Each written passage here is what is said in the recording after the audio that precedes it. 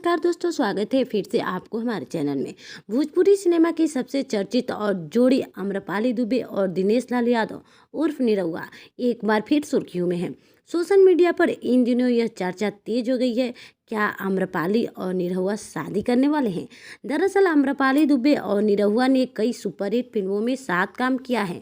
उनकी on screen chemistry को दर्शक खूब पसंद करते हैं।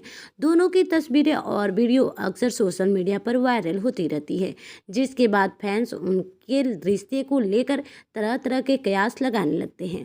जी हाँ दोस्तों, अब तक आम्रपाली दुबे और निरहुआ की ओर से शादी को लेकर कोई आधिकारिक घोषणा नहीं की गई है।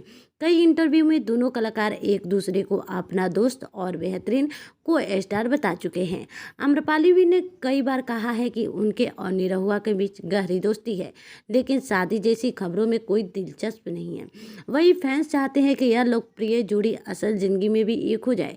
यही वजह है कि जब भी दोनों साथ दिखाई देते हैं, शादी की चर्चाएं फिर शुरू हो जाती है। अब सच क्या है, यह तो आने वाला समय ही बताएगा।